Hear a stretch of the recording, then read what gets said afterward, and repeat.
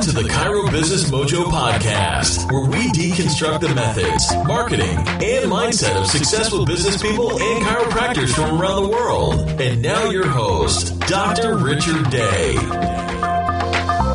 Yes, I am Dr. Richard Day, and this is the Cairo Business Mojo Podcast. Thanks so much for spending some of your day with me.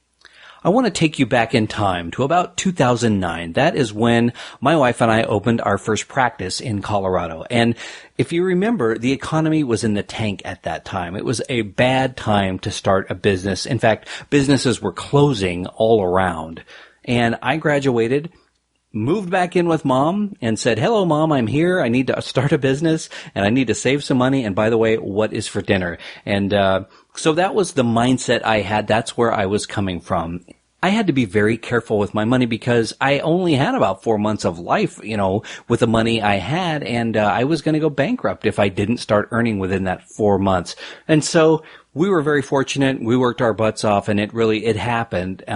But where I was at was I had been open maybe a month, and our office was put together on a shoestring. I was fortunate enough that the tenant finish had been done, so there were some attorneys in there, and they really just moved their stuff out, and we moved our furniture in. We didn't even have to repaint anything. We could not afford any art on the walls, so what we did was we approached local artists and said, in exchange for hanging your art in our office, we are happy to, if it sells, give you 100% of the money, but send people on into our office and they can check it out, and that was really good for us to have people come in our office and figure out, where we are. So around this time, my wife and I were out shopping, and I saw over in the distance a chiropractic office. And I said, let's drive over there and check it out, because I am always wanting to look inside other offices and see what they do and what their offices are like. And so we parked and we got out and we looked in there, and this office was beautiful.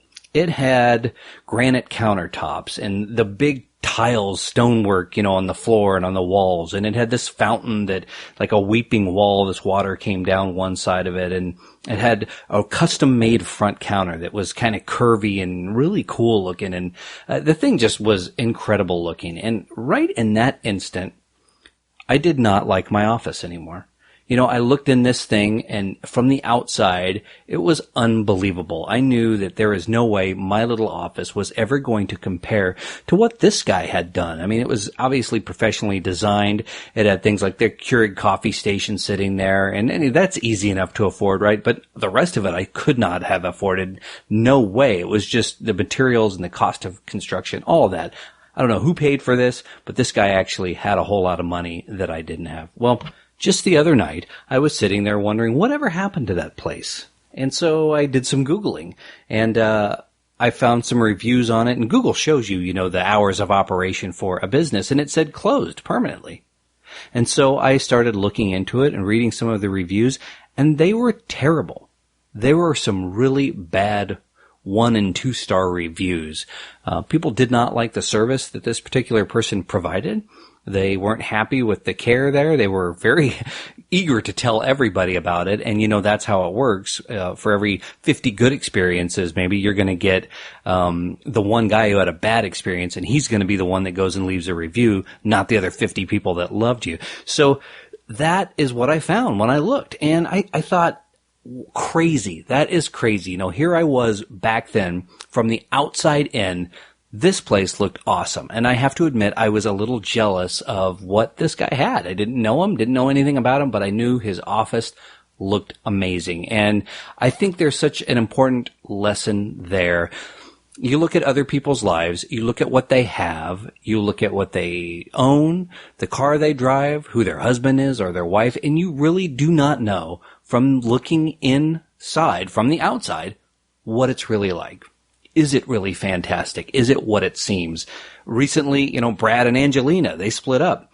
From the outside, they're both gorgeous people and they're movie stars and they're rich and what a life and everything. But obviously it was not all paradise. There are some problems, and we don't know what those are, of course. But, the point is that it is not perfect. Things are not what they seem. So if you're in a position in your practice or in your life and you're looking around at others thinking, gosh, I wish I had what they had.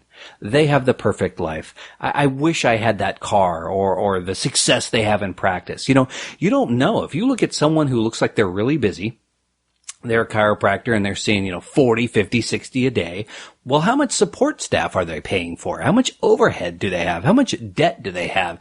Do they owe on all the equipment that they have there? You don't know. But that's the point. You don't know. So don't feel jealous or competition with that sort of thing, because you shouldn't. Most importantly, you shouldn't feel bad about yourself. I came away after looking inside that practice thinking, okay, well, I'll go back to my little practice and, maybe one day I can have something this nice. And here I am this many years, and I have that practice that we opened in 2009 is still there, and we have another practice that is going as well. And, the practice we own out there in Colorado is booming now. It's booming. And you compare that to the guy who's not there anymore and has all of the negative reviews. His granite countertops are not helping him today.